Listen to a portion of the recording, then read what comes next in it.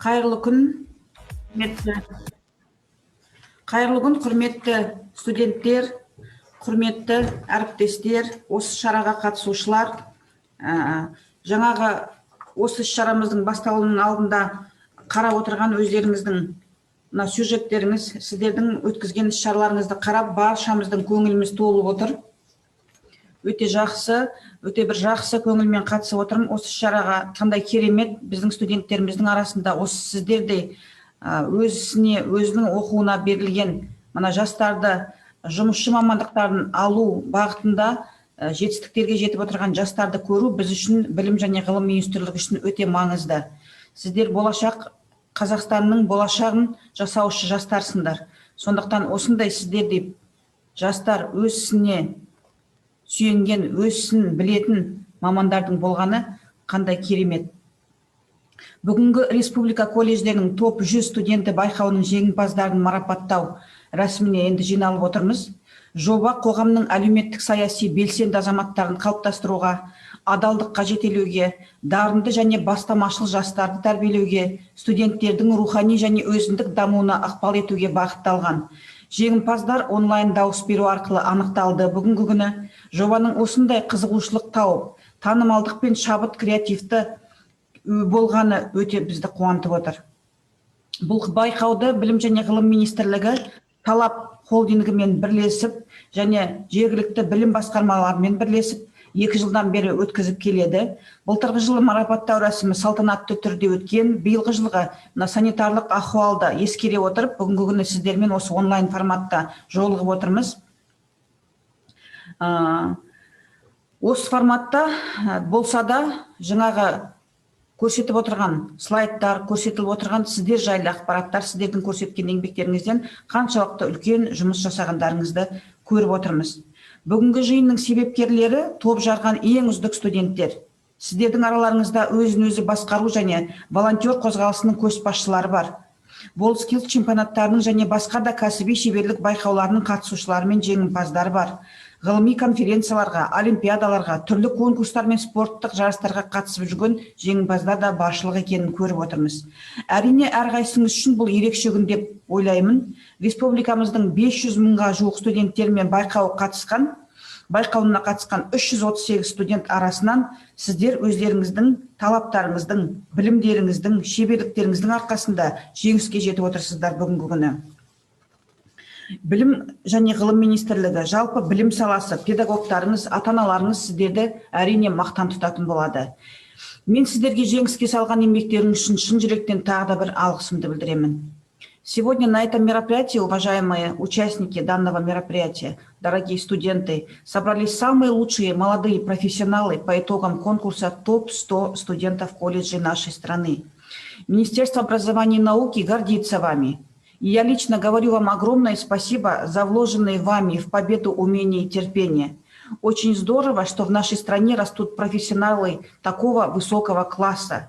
Это основа будущего Казахстана, основа нашей промышленности, услуг, креативных индустрий, будущей экономики нашей страны. Те, кто участвовал в соревнованиях, кто победил в конкурсе, это небольшая группа студентов, а за вашими плечами мы понимаем сотни педагогов, сокурсников, которые, я надеюсь, тоже получают качественное образование, которые переживали, которые болели за вас и могут сегодня уверенно шагать дальше по жизни вместе с вами. Вы будете подавать пример своим сверстникам. Вы должны популяризировать эти направления, важные, нужные для страны нашей профессии. Уверена, что мы и в будущем будем вас видеть на этом поприще, будем о вас слышать еще очень много хорошего. Со своей стороны хочу отметить, что наше министерство и впредь будет уделять неустанное внимание подготовке профессиональных кадров в наших колледжах. В этом мы видим залог успешного развития экономики нашей страны. Бүгін өздеріңіз, құрметті студенттер, білім және ғылым министрі Асхат Қанатұлы Аймағамбетовтың атынан дипломдармен марапатталасыздар. Сонымен қатар сіздерге өңірлерде меценаттар тарапынан дайындалған сыйлықтар да бар. Осындай меценаттардың барлығына біздің білім және ғылым министрлігінің атынан үлкен алғысымызды айтқымыз келеді.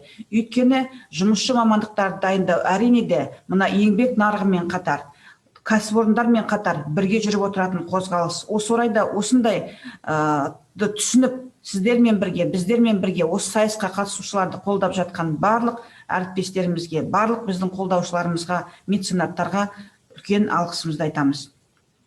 Мен келесі сөзді бергім келіп отыр. В этом году в числе 100 победителей конкурса 32 выпускника, которым уже сегодня приготовлены путевки на первые рабочие места. Это отрадно. Сегодня здесь присутствуют руководители предприятий, где студенты ежегодно проходят производственную практику и лучшие трудоустраиваются. Слово предоставляется директору ТО «Шыңдау» города Атырау Ишимкулову Наурызғали Таттыбековичу. Наурызғали Таттыбекович, сөз өзіңізде.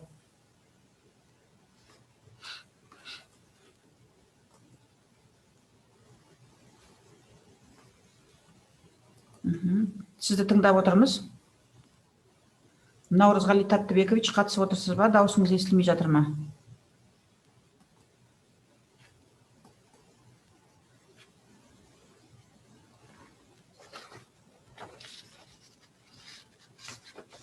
Атырауская область, звук включите, пожалуйста.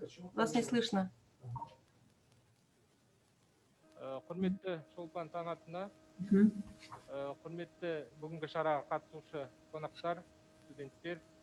Бүгінгі күні елімізде студенттерге жасалып жатырған үлкен жұмыстарды біз көріп жатырмыз. Соның ішінде жастарды қолдау аясында көптеген жобалар жүзеге асуда. Соның айқын көрінісі ретінде бүгін Қазақстанның колледждерінің үздік топ 100 студенттің шарасына қатысып отырмыз. Қазіргі таңда біз Атырау қаласындағы Саламат Мұқашев атындағы Атырау политехникалық колледж, жоғары колледжінің студенттермен тығыз қарым-қатынас жұмыс жасаймыз. Біздің өндірістен осы колледжде оқитын білім алушылар, яғни бағдарламаушы мамандығы бойынша білім алушылар біздің өндірістік практикадан үнемі қатысып жүреді. Қазіргі таңда елімізде жүргізіліп жатырған WorldSkills чемпионатына біздің өкілдеріміз сарапшы, тәуелсіз сарапшы ретінде қатысып келеді. Әрине, осы сарапшы ретінде қатысу барысында біздің анықтағанымыз, осы аталған Саламат Мұқашев атындағы Атырау политехникалық жоғары колледжінің білім алушылары, яғни студенттерінің кәсіптік дағдылары өте жоғары екендігіне көз жеткіздік, байқадық. Соның нәтижесінде біздер көптеген студенттерді біздің мекемеге жұмысқа орналастырып қатарымызға қабылдап жатырмыз. Соның бірі ретінде болашақ бағдарламашы ретінде білім алушы Қабдикаримов Азаматты біз осы практикадан өзінің шеберлігін көрсеткені үшін болашақта осы Шыңдау жауапкершілігі шектеулі серіктестігіне жұмысқа алып жатқанымызды айтқымыз келеді. Осы білім ғылым министрлігі тарапынан осы білім алушыларға, болашақ мамандарға жасалып жатқан қолдауды Шыңдау мекемесі атынан үлкен ризашылығымды білдіремін. Барлықтарыңызға рахмет. Рахмет, көптен көп рахмет, Наурызғали Таттыбекович. Сіздің жасап жатқан қолдауыңыз, мына студенттерді қолдауыңыз алдағы уақытта өзіңіздің кәсіпорныңызға да үлкен табыстар мен жетістіктер әкеледі деген үлкен сенімдеміз. Слово предоставляется ведущему инженеру Центра технического обслуживания Павлодарских сетей Казахтелеком Погудину Сергею Валерьевичу. Пожалуйста, Сергей Валерьевич, вам слово.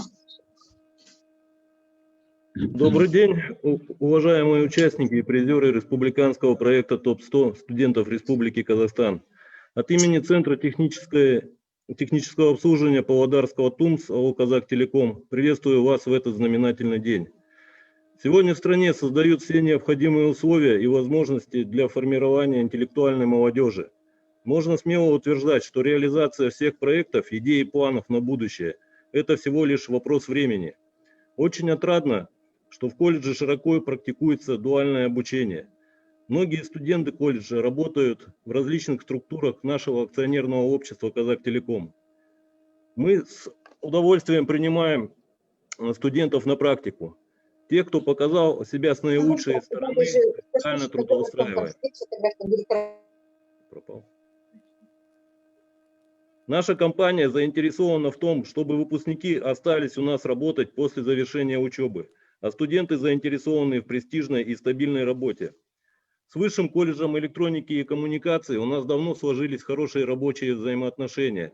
Это учебное заведение, которое одним из первых внедрило обучение по модульной программе с присвоением квалификации прикладной бакалавр по специальности радиоэлектроника и связь, востребованная в АО «Казахтелеком». Ну и, дорогие ребята, поздравляю вас с победой в конкурсе. Желаю не останавливаться на достигнутом, всегда двигаться вперед, покорять профессиональные вершины. Желаю вам всегда быть на высоте своих возможностей, таланта и мастерства. Пусть каждая цель и каждое ваше стремление непременно знаменуется победой. Спасибо за внимание. Спасибо, Сергей Валерьевич. Сөз байқау жеңімпазы Алматы мемлекеттік энергетика және электрондық технологиялар колледжінің 4-ші курс студенті Сахи Бекенбай Нұрланұлына беріледі. Бүгінгі күннің батырлары әрине де студенттер, осы 100 озып шыққан студент бүгінгі күні осы облыстардың білім басқармалары тарапынан да, жалпы мына қоғамның тарапынан да, колледждердің тарапынан да үлкен қолдау табуға тиіс. Сондықтан өзіңе сөз. Рахмет. Армысыздар, құрметті Шолпан Танатқызы, Қайрат Ізбасарұлы, құрметті жеңімпаздар және қонақтар. Мен Сахи Бекенбай Нұрланұлы, Алматы мемлекеттік энергетика және электрон технологиялар колледжінің білім алушысымын. Кәсіптік және техникалық білім беру оқу орындары арасында өткен топ 100 студенттер байқауы жастардың дамуына, бәсекеге қабілетті болуына, көшбасшы болуына үлкен серпін берді. Мамандық таңдау өміріміздің бір кірпішін дұрыс қалау деп білемін. Әрбір адамға жақсы маман болып қалыптасу үшін білім, тынымсыз еңбек, өзіне деген сенімділік қасиеттер қажет. Міне, осы қасиеттерді жетілдіру барысында білікті ұстаздарымыз жетекшілігімен мамандықтың қыр-сырын меңгеріп отырып, ғылыми жобаларға WorldSkills Қазақстан кәсіби байқауына қатысып, мақсатымызға сәтті қадамдар жасаудамыз. Алтын бесігім отбасым болса, алтын ұям білім алып жатқан жерім. Екеуі де қасиетті, әрі қастерлі. Бұл екі ортаның мақсаты мен мүддесі ортақ, міндеті біреу. Білім алып жатқан Алматы мемлекеттік энергетика және электронды технологиялар колледжіндегі орта менің өмірлік құлшынысын арттырып, қырандай қалықтауыма септігін тигізді. Біз колледжде тек қана білім алып, біліктілігімізді шыңдап қана қоймай, қоғамдық жұмыстарға да белсене қатысудамыз. Мемлекет басшысы Қасым-Жомарт Тоқаев 2020 жылды еріктілер жылы деп жариялап, барша жастарды қоғамдық іс-шараларға белсене қатысуға шақырды. Алматы жастары бұл бағытты нық ұстануда. Әлемдік пандемия әсерінен елімізде енгізілген төтенше жағдай кезінде жүзеге асырылған біз біргеміз жалпыұлттық акция аясында Алматы жастары халыққа көмек көрсетіп, өзінің белсенді азаматтық позициясын көрсетті. Абай атамыз адамның адамшылдығы, ақыл, ғылым, жақсы ата, жақсы ана, жақсы құрбы, жақсы ұстаздан болады деп бекер айтпаған. Отбасы адамзат ұрпағы үшін еш нәрсемен салыстыруға келмейтін алтын діңгек, қасиетті өмірлік мектеп. Осы байқауға қатысқан барлық үміткерлердің атынан ата-аналарымызға бас иіп алғыс білдіреміз. Елбасымыз еркін елде өскен ұрпақтың рухы әрдайым биік болуы тиіс. Жастары жалын жүректі, өршіл намысты, рух биікті болса, ол елдің еңсесі де биік болады деген. Демек, мақсатымыз айқын, бағытымыз белгілі. Ендігі міндетіміз сол бағытта аянбай еңбек етіп, мемлекетіміздің өркендеуіне бар күш-жігеріміз салу. Кәсіптік білім саласы жастарының шығармашылығын дамытуға, шеберлігін шыңдауға, дүниетанымын арттыруға жағдай жасап, бізге тамаша мотивация берген жоба ұйымдастырушыларына және қолдау көрсеткен демеушілерге Алматы қаласының қатысушылары атынан алғысымызды білдіреміз. Рахмет. Рахмет, Бекенбай. Менің саған бірнеше сұрақтарым бар. Өзің біріншіден қандай мамандық бойынша білім алып жатсың бірінші? Екінші сұрағым, осы топ 100 студенттер қатарына қосылуға осыған дейін алған қай білімің, біліктілігің, қай мұғалімдеріңнің еңбегі сіңді деп ойлайсың? Қандай өзіңнің жеке басындағы қасиеттерің осы жерде озып шығуға күш қайрат берді деп есептейсің? Өйткені өзің сияқты студенттер колледждерде 460 мыңнан асады, бірақ соның 100-і бүгінгі күні тек қана топты озып жарғандар. Осы туралы бөліссең, басқа да қатысып отырған студенттер осы тақырыпты айтамыз десеңдер, сөз өздеріңде дайындалып айтыңыздар. Бүгін күн сіздердікі, бүгінгі іс-шара өздеріңе арналған, сондықтан сіздерді көбірек тыңдағымыз келеді. Рахмет. Жалпы мен өзім энергоколледж оқығандықтан, менің мамандығым энергетик. Колледжіндегі білікті ұстаздарымның, жалпы мұғалімдерімнің көмегімен осы іс-шараға қатысып отқан жайым бар. Және тек қана бағана айтып өткендей, тек біліммен шектеліп қалмай, қаламыздағы қоғамдық қорлармен, қоғамдық жұмыстармен белсене қатыстым. Міне осы істерімнің арқасында осы жеңімпаз болып отқан себебім бар. Рахмет. Рахмет. Тағы да сөйлеймін деуші студенттер бар ма осы тақырыпта? Ойымызды бөлісеміз деген. Жеңіске жетуге қандай себептер болды? Қандай жол? Жеңіске жету оңай жол ма, ауыр жол ма?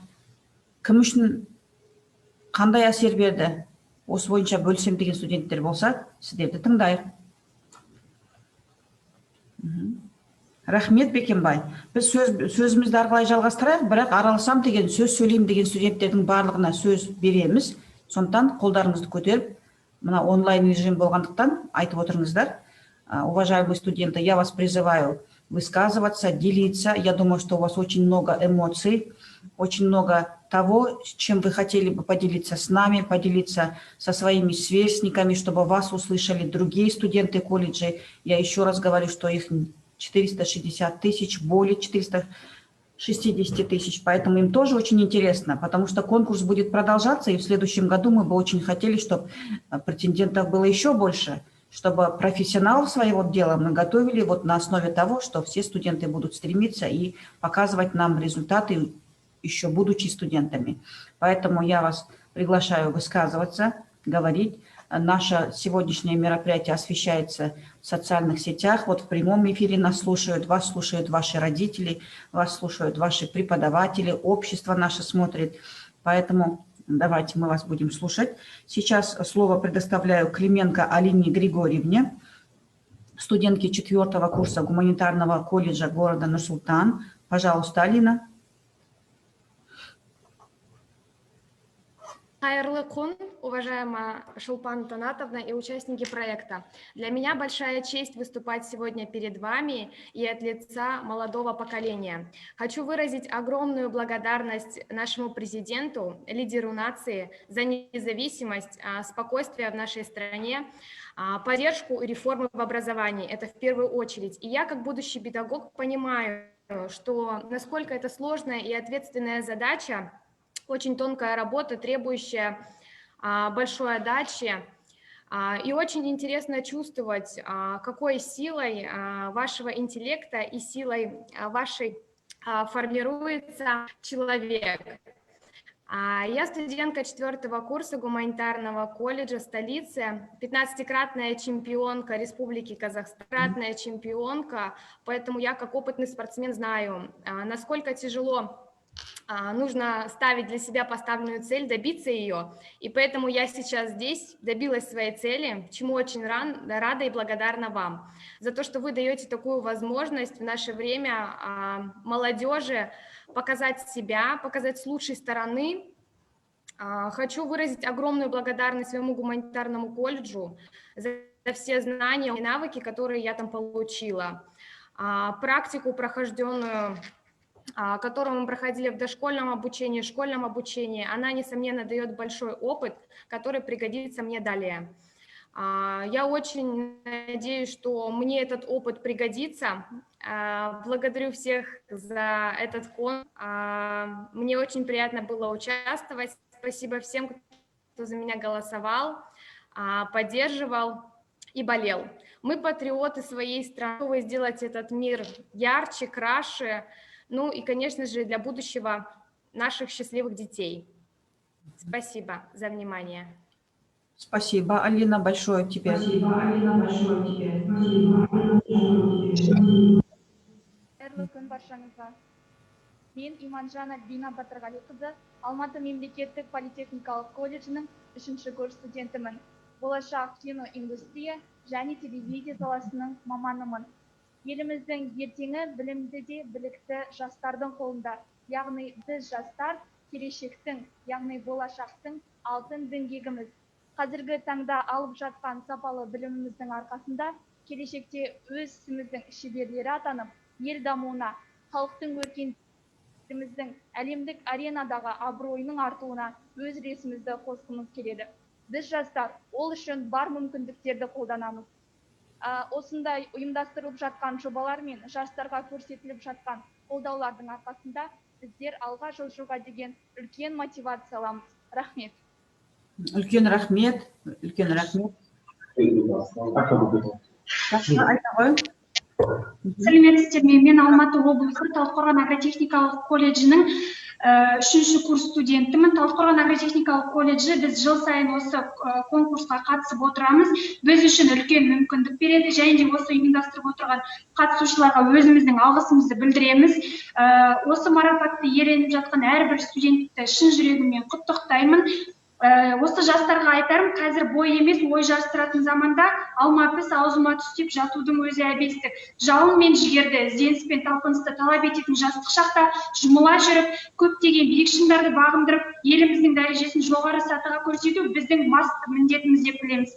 Сондықтан осы жоба жалғасын таба берсе деген үміттемін. Ұйымдастырушыларға үлкен алғысымды білдіремін. Алматы облысының, Талдықорған қаласының жоғары дәрежесін көрсетіп, сіздер мен біздер болып, бүкіл облысымыздың, 14 облысымыздың дәрежесін көтере берейік. Алғысым шексіз, марапаттарыңызбен шын жүректен құттықтаймын. Рахмет, міне біздің белсенді жастарымыз қандай. Үлкен рахмет. Құрметті студент. Шолпан Танатқызы, Павлодар облысынан сөз сөйлеуге болады ма? Мен Ахметов атындағы Павлодар педагогикалық колледжінің 3-ші курс студентімін. Атым Жұмагелді Данеля. Барша қатысушыларды жобаның сәтті аяқталуымен шын жүректен құттықтаймын. Мен топ-жүз Қазақстан Республикасының студенттерінің жеңімпаздарының арасында болғаным үшін өте қуаныштымын. Осы жылы COVID-19 осы коронавирусқа байланысты өте керемет, қызықты және де барлығымыз үшін өте табысты сайыс өтті.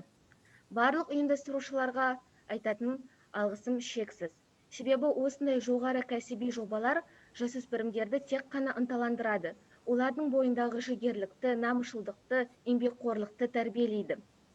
Жеңімпаздарға тілейтінім, алға қойған мақсаттарыңызға жетіп, өзінің еңбектерінің, өзінің шеберліктерінің шыңнан көрінсін. Ал мен болсам, егеменді мемлекетіміздің күш жігерін, оның гүлденуіне күш жігерімді салып тырысамын. Көп рахмет. Здравствуйте, меня зовут Котиков Максим. Я студент 3-го курса Павлодарского высшего колледжа. Қазір мына бөлек кезек жүргізейік. Сондықтан қазір Павлодар сөйлеп жатыр ма? Содан кейін сөзді біз Шығыс Қазақстан облысына береміз. Наша страна дала молодежи огромную территорию к познанию. Любые области наук открыты каждый день для больших и маленьких. Нужно только захотеть, ведь тот, кто ищет, всегда найдет. Перспективной задачей для Казахстана является подготовка высококвалифицированных специалистов. Как я говорил в своей презентации, опубликованной конкурсу 100 лучших студентов колледжа Республики Казахстан, каждый день мне дан для получения новых знаний. Я рад, что смог выступить за свой родной высший колледж электроники и коммуникаций и одержать победу. Мне очень приятно наблюдать, как мои сверстники находят себя в этой жизни и учатся новому. Кто-то становится волонтером и помогает людям. Кто-то изобретает новые удивительные вещи, а кто-то создает проекты, помогающие жителям Казахстана и развивающие его инфраструктуру. Молодежь – это ключевой фактор конкурентоспособности. Мы уже вошли в 50 таких стран мира, но этого мало. Сегодня идет конкуренция не только государств, но и человека с человеком. И победит та страна, население которой будет креативнее всего, которая поднимет науку и образование и не будет отставать.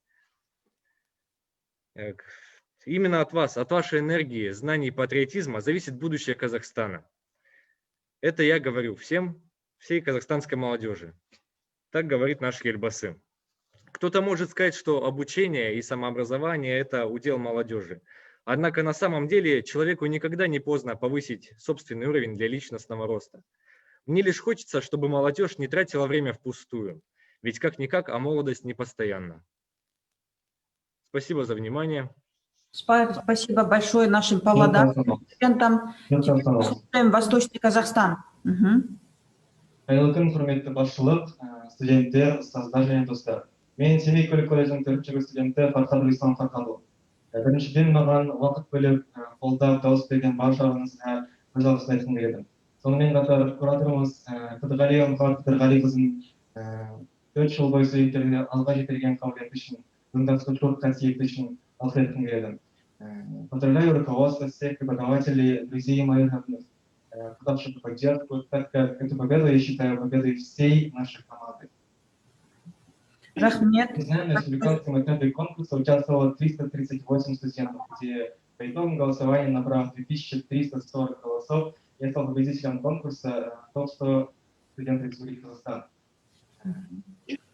Спасибо большое. Первое место по Восточно-Казахстанской области и 9-е по Республике Казахстан. Где я представлял наш КФО, наш ТИМЕЙ и наш колледж транспорта. Как мы понимаем, это не просто социальный проект, так как здесь идет информирование учеников и их родителей о преимуществах обучения в колледже, о внутренней ее составляющей, о внутренней политике и так далее. Очень надеюсь, что я помог кому-то при выборе профессии определиться, так как большая победа состоит из малых. So thanks again to everyone who supported me. The sharp victory will remind me of difficult but wonderful days on the road to success. And I promise that this is not the last of victory of educational. Сөздің аяғында мен абайдың сөзін айтқан бет, мысалы, білімден шыққан сөз талаптыға болсын дес. Сөздің нұрын көруге, көкірегінде болсын дес. Спасибо большое нашим восточно-казахстанским студентам. Да, теперь слово просит Талдыкорганский колледж просит. Пожалуйста. Саламатсыздар ма? Шолпан Танатына бүгінгі шараға қатысып отырған барлық қатысушылар. Біздің арамызда ерекше студентіміз бар.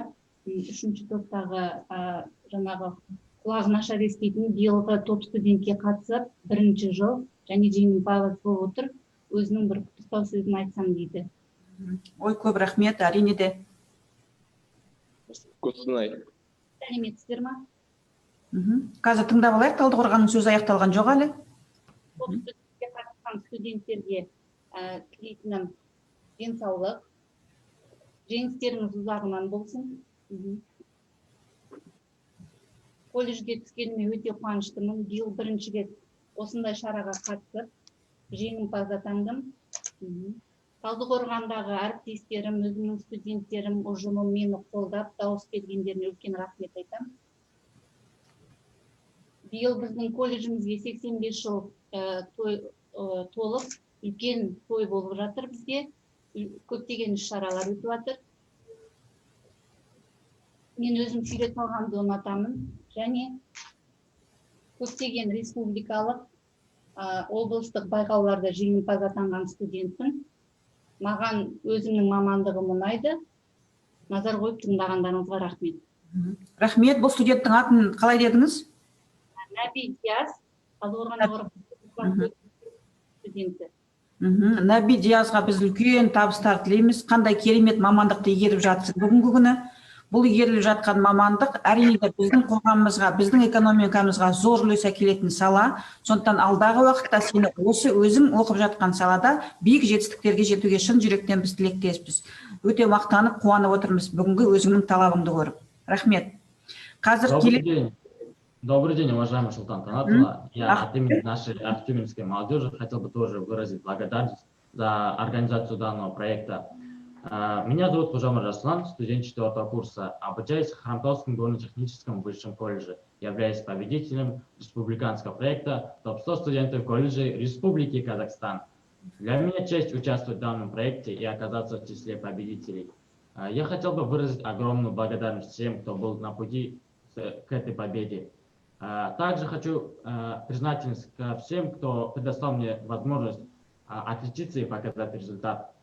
Особую благодарность я испытываю организаторам данного проекта за то, что вы собрали всех нас здесь, а также провели такое масштабное мероприятие, чтобы выявить победителей ТОП-100 студентов колледжа Республики Казахстан.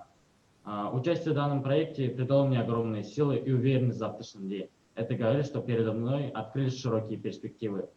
В конце своего выступления я бы хотел обратиться ко всем студентам с целью, с предложением участвовать в подобных проектах. Ведь я уверен, что все студенты талантливы и способны, и при желании могут достичь всего желаемого. Спасибо всем за внимание.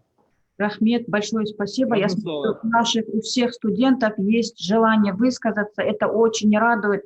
Большое спасибо всем студентам. Я смотрю, нам надо сделать так, чтобы наши студенты обменялись телефонами. Ведь это яркие представители каждого региона, чтобы вы друг друга знали, чтобы вы общались, чтобы вы делились своим опытом. Уже вот обучаясь, у вас огромный опыт за плечами есть. Как это хорошо, поэтому я вас приглашаю. Здесь вот есть чат в этой группе. Высказывайтесь и в чате, пишите свои телефоны. Я хочу, наше министерство желает, чтобы вы подружились, чтобы вы вместе ввели за собой другие студенты, которые будут участвовать в предыдущем в этих конкурсах, но и приносить пользу для нашего общества, а главное для себя – стать патриотом, стать профессионалом своего дела.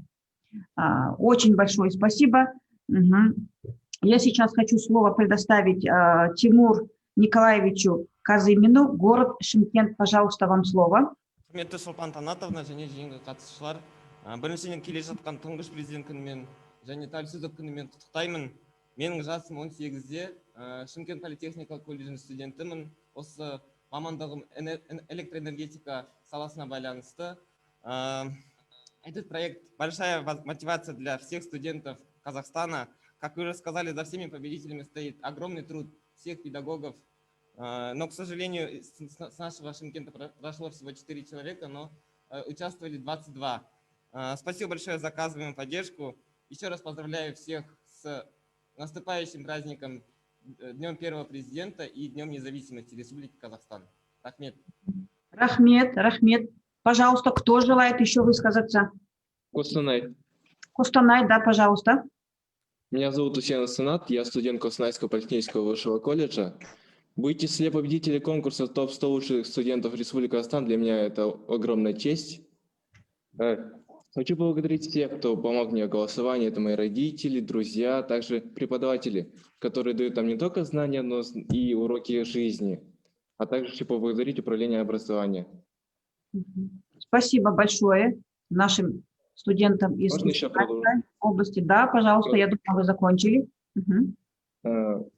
Победа в конкурсе – это очень огромное достижение для меня. Но это не повод останавливаться для меня, но я буду дальше продолжать двигаться вперед. Потому что на данный момент Республика Казахстан дает огромную возможность для молодежи, чтобы реализовать свои планы и идеи. Все. Спасибо большое, спасибо, удачи, всего хорошего нашим костанайским студентам. Сейчас Хазар Түркістан облысы студенттердің атынан сөз сөйлеуші студент бар. Түркістан облысы сөз сіздерде. Түркістан облысын тыңдап отырмыз. Микрофоныңызды қосыңыз, естілмей тұр. Түркістан облысы микрофондарыңызды қосыңыз. Басқа сөйлеуші студенттер бар ма? Восточно-Казахстанская область желает высказаться. Пожалуйста. Следующий наш. Здравствуйте. Лауреат, победитель. Олег Щепетин.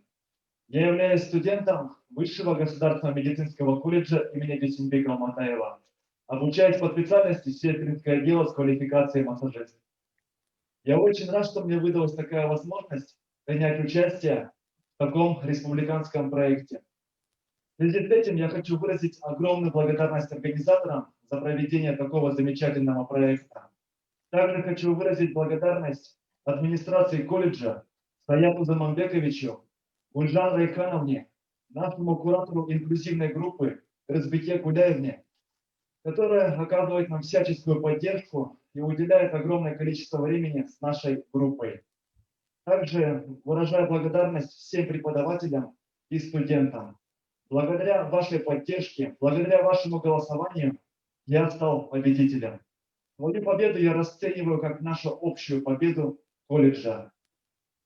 Эта победа стала для меня первым шагом к преодолению моей мечты. Моя мечта – это открыть свой массажный центр, где я мог бы оказывать медицинские услуги людям с ограниченными возможностями. Я считаю, что данное мероприятие прошло отлично, плодотворно и с большой пользой для всех студентов. Поэтому я призываю всех студентов участвовать во всех конкурсах, во всех проектах и быть активным. Я хочу поздравить всех победителей и пожелать вам дальнейших побед, дальнейших наград, успехов по жизни и крепкого здоровья. Спасибо. Спасибо большое. Как вас зовут? Меня зовут Олег Щепетин. Олег, да? Да. Ага, Олег, очень большое желание открыть свой центр. Сегодня создаются условия для открытия малого, среднего бизнеса, предприятий. Да, государство очень большую поддержку оказывает в этом направлении, поэтому мы очень хотим и желаем, чтобы ты закончил хорошо и отлично колледж и обязательно открыл свое дело, дело своей мечты. Рахмет вам. Рахмет. Қызылорда облысына сөз берейік.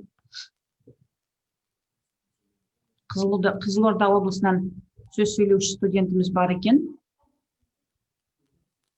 Сәлеметсіздер ме? Менің есімім Роман қызы Аида, Солтүстік Қазақстан облысы. Мағжан Жұмабаев атындағы жоғары колледждің 2-ші курс студентімін. Барлық ұйымдастырушылар, менің қатарластарым және де болашақ әріптестеріме үлкен алғысымды білдіремін. Сіздердің осы ұйымдастырып отырған жобаларыңыздың арқасында менің болашақтағы жоспарлап отырған армандарымның бір үлесін қостыңыздар деп білемін. Менің болашақ арманым өзімнің мамандығым тіл маманы болғандықтан өзіміздің қазақ тілін барша әлемге таныту және де өзіміздің арамыздағы құрдастарымызға, достарымызға және де барлығына меңгерту болып табылады. Өйткені тіл еліміздің болашағы, тіл болмаса ел болмайды деген сөз бар. Сондықтан тілімізді дамытқым келеді деп отырмын. Сіздерге айтар алғысым шексіз, әрі қарай жалғасуын тілер едім және де барлығына болашақта қатысуына бағыт көрсетіп отырамын деп білемін. Үлкен рахмет. Рахмет. Солтүстік Қазақстан Мағжан Жұмабаев атындағы педагогикалық гуманитарлық колледж өзінің үлкен мерейтойын атап жатыр. Біз құттықтаймыз барлық Мағжан Жұмабаев атындағы колледждің студенттерін құттықтаймыз, педагогикалық ұжымдарымызды құттықтаймыз. Осындай тәрбиелі, білімді жастар тәрбиелеуде жетістіктерге жете беріңіздер. Үлкен рахмет. Қазір Батыс Қазақстан облысы. Сәлеметсіздер ме? Сәлеметсіздер Жұмбақ қызы. Жастар елдің ертеңі. Бүгінгі жас Қазақстанның жанды бейнесі. Жастардың жасампаздыққа ұмтылысы, білім шыңына өрмелеп елге қоса үлесі жарқын болашақтың кепілі деп білемін. Бүгінде білімді де білекті, еңбекқор да отан сүйгіш, көк туымызды желбіретіп, еліміздің даңқын асыратын құзыретті тұлға жас маман ол біздерміз. Мен Қазанғап атындағы Қызылорда музыкалық жоғары колледжінің хореография бөліміндегі 3-ші курс студентімін. Мен қызығы да қиындығы бірге жүретін жас маман иесі болғанымен мақтанамын. Және де сонымен қатар осындай топ 100 студент жобасы арқылы қазіргі жастардың қызығушылығы артып, жалындай түскені сөзсіз. Жалынды жастар жарқын болашақ демекші, біздің алға қойған мақсат міндеттеріміз айқындала түсті. Сөз соңында арыстандай айбатты, жолбарыстай қайратты, қырандай күшті қанатты мен жастарға сенемін деп Мағжан Жұмабаев ағамыз айтпақшы, сенімдеріңізді ақтаймыз деген үміттемін. Және де осы жобада маған қолдау көрсеткен колледж мұғалімдеріне ата-анама алғысым шексіз. үлкен рахмет қызылордалық студенттерімізге. Қандай керемет біздің өсіп келе жатқан жастарымыз ертеңгі күні шынында да Мағжан Жұмабаев атамыз айтқандай ел сенетін жастар бар екенін көріп отырмыз. Үлкен рахмет. Саламатсыздар ма? Қайырлы күн. Қазақстан Республикасының колледждерінің 100 топ студент жобасының ұйымдастырушылары, сонымен қатар жобаға қатысушы ең үздік деп танылған үздік 100 студент, сонымен осы студенттерді қолдап жан-жақтан демеп отырған ұстаздар қауымы, сіздерге ең бастысы осы жобаның аяқталуымен құттықтаймын. Мен Орал қаласы Халил Досмұхамедов атамыздың досы, серігі болған Жаһанша Досмұхамедов атамыз намысты, өрлі, Батыс Алашорда арысы есіміне берілген Орал қалалық Жаһанша Досмұхамедов атындағы жоғары дәрежелі педагогикалық колледжінің студентімін. 4-ші курс студенті Қасым Алина Азаматқызы. Ең алдымен осы жобаға қатысу кезінде мен нені ұттым деген сұраққа жауап берейін. Ең алдымен еңбектену арқылы сен өз орныңды табатыныңды, өзімнің жетістікке қол жеткізетінімді түсіндім. Сонымен қатар ішкі сенімділігімді жеңу арқылы Абай атамыз айтпақшы, мықты болсаң өзіңді жең дейді. Осы сөздің мен түпкі байыбына барып түсіндім деп айтсам қателеспеспін. Сонымен қатар менің сенімділігімді арттырып, жан-жақтылыққа мойныма тұмар қылған ұстаздарыма, сонымен қатар әрбір студенттің сөзін және тілегін орындауға тырысатын Светлана Меңдіғалиқызына, колледж басшысына алғысым шексіз. Жаңағыда кураторларына алғыс білдіріп жатыр. Гүлшат Берікқызына және үйдегі анама, бауырларыма барлығына алғыс білдіремін. Және мына сөзбен айтқым келеді, студенттер, Мұқағали Мақатаев атамыз айтады, бойыңда жаның барда жүрегің жалындап тұрған кезде болмысты да, болмасты да болады деп арманда дейді. Әр қайсыңыз армандарыңызда мақсатқа айналдырып, осы қанаттарыңыздан талмаңыздар. Шәкәрім Құдайбердіұлының өлеңмен аяқтайын. Адамдық борышың халқыңа еңбек қыл, ақ жолдан айнымай, ар сақта оны біл. Талаптан да ғылыммен білім үйрен, өлгеніңше еңбекпен халқыңа қызмет ет дейді. Осы сөзбен аяқтағым келеді. Барлықтарыңызға да сәттілік, алдағы өмірлеріңізде тек табыс пен жетістіктерге жете беріңіздер. Керемет, керемет, қандай сөздер, қандай біздің студенттеріміз мықты. Тағы сөз сөйлеймін үшін студенттер бар сияқты. Кімді тыңдаймыз? Шығыс Қазақстан. Шығыс Қазақстан. Шығыс Қазақстан, Өскемен қаласы, Өскемен жоғарғы медициналық колледжінің 2-ші курс студенті Адиков Айдел. Ең алдымен мен колледж ұжымына, педагогтарына көптеген алғысымды білдіремін. Және де содан кейін маған дауыс берген студенттер, олардың бәріне алғыс білдіргім келіп тұр. Осындай сайысқа қатысуға мүмкіндік берген ұйымдастырушыларға алғысымды білдіремін, және де осы конференцияда отырған жеңімпаз студенттерді құттықтағым келіп отыр. Жаңа сіз сұрақ қойдыңыз, соған жауап бергім келіп отыр. Еріктілер жылы қатарында айтыңыз, сұрақ қойдыңыз. Не үшін сендер жеңімпаз болдыңдар? 400 мыңнан астам студенттердің арасында не үшін сендер жеңімпаз болдыңдар деп. Сол сұраққа жауабым, осы жыл аясында еріктілер жылы медицинаға келген әрбір студент өзі жақсылық жасағысы келеді, адамдарға көмектескісі келеді. Біздің Өскемен жоғарғы медициналық колледжі бұрыннан бері Дом малютки, Өскемендегі барлық көмек керек жерлерге жетімдер үйіне барып көмектесіп жүретін. Бірақ осы жылы бізге көптеген назар аударылып, көмек келіп, соның арқасында біз бұрынғыдан қарағанда көбірек көмек көрсетіп оларға, және де можно сказать, что добились большего, чем всегда, из-за помощи государства и так далее. Және де сөз соңында айтқым келетіні, студенттерге хочу обратиться ко всем, которые смотрят и так далее.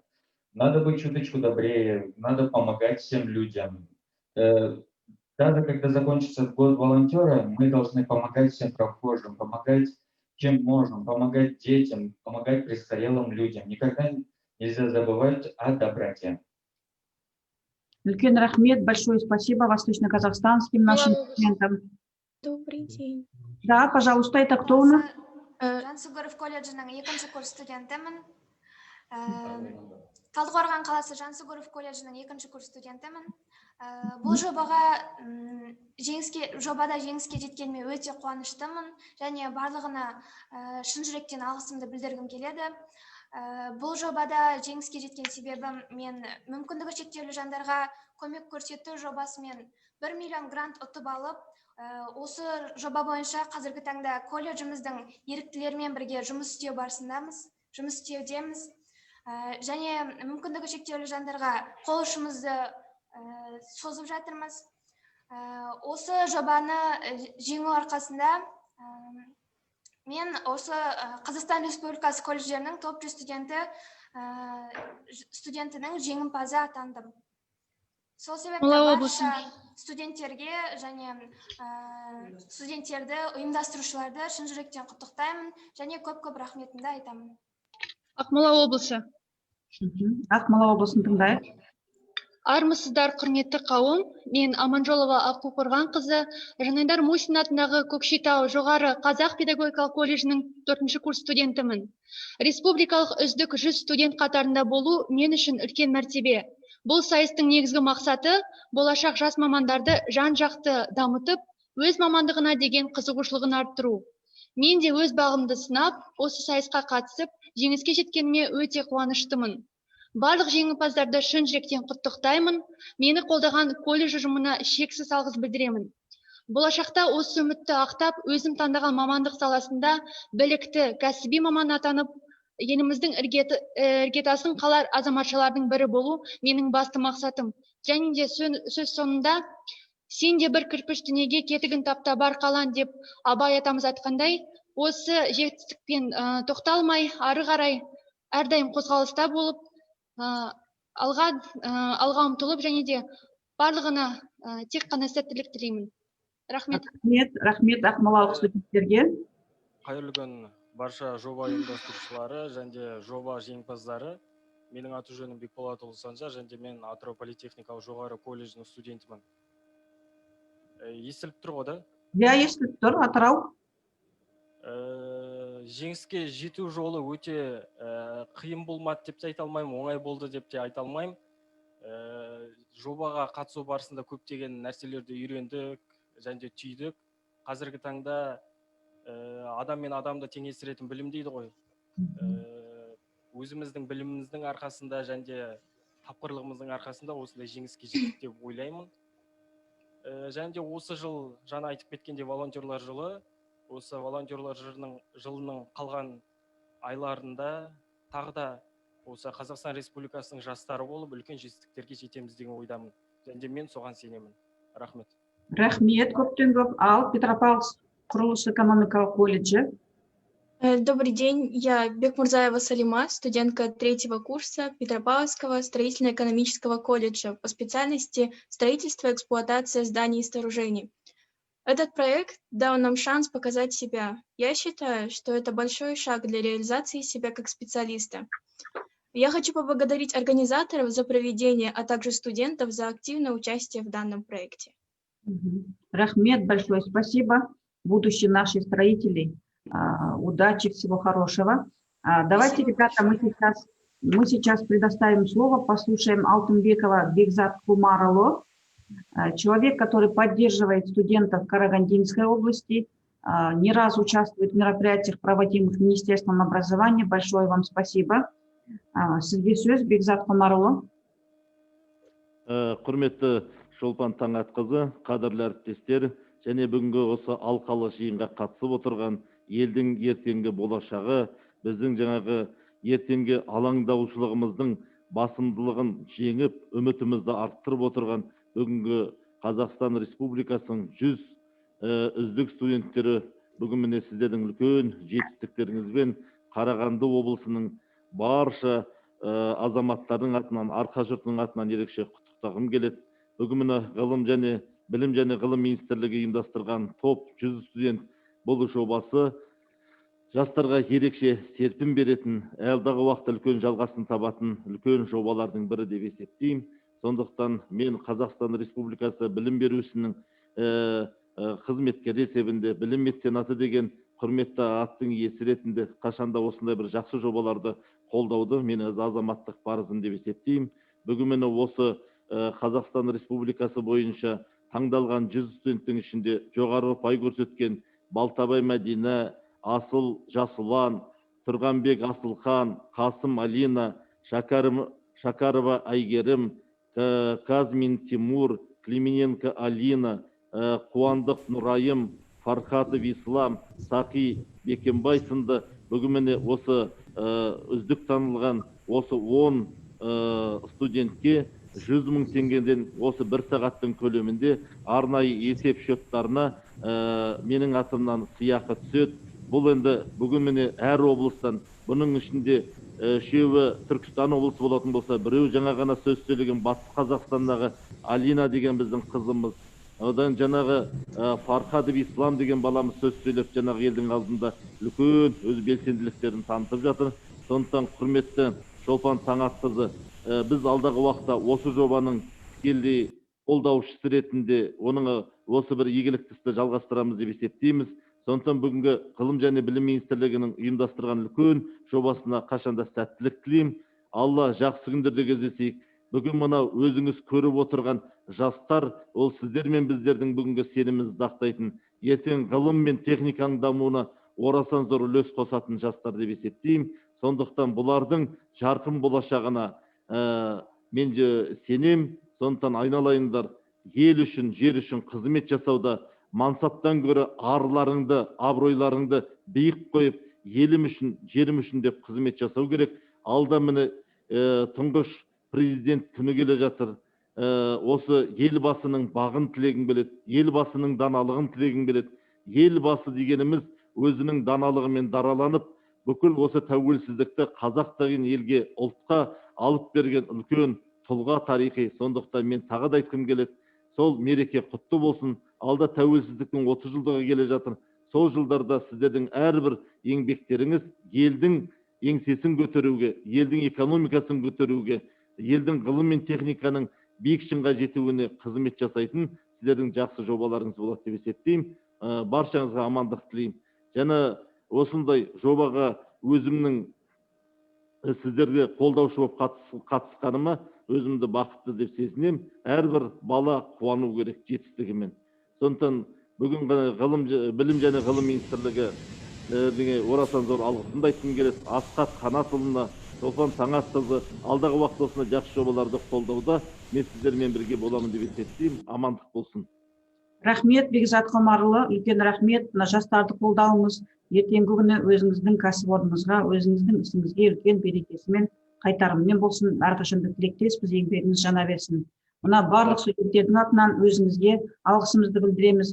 Басқа өңірлерден де қатысып отырған меценаттарға, баршаңызға біздің білім және ғылым министрлігінің үлкен алғысын тілеп, үлкен жетістіктерге жетулеріңізге тілектеспіз. Құрметті студенттер, құрметті қатысушылар, әрі қарай осы іс-шара өңірлерде жалғасатын болады. Бүгін сіздерді білім және ғылым министрі Асхат Қанатұлы Аймағамбетовтің атынан құттықтаулар табысталатын болады. Ары қарайға да конкурсқа қатысыңыздар, талмаңыздар. Осындай бүгінгі сөз сөйлеулеріңізден біздің студенттеріміздің арасында сіздердей жарқын елдің болашағын қалаушылардың отырғанын көріп отырмыз. Табыс тілейміз, еңбектеріңіз, білімдеріңіз жетіле берсін. Баршаңызды алдағы келе жатқан тұңғыш президент күнімен құттықтап, келе жатқан тәуелсіздік мерекесімен құттықтап, еліміздің тәуелсіз жастарының осындай сіздердей болуын, жарқын болашағымыздың қалаушылары екендеріңізді ескеріп, үлкен табыстар тілейміз. Мерекелер құтты болсын. Біздің жастарымыздың арасында өздеріңіздей студенттер көп болсын. Рахмет, сау болыңыздар.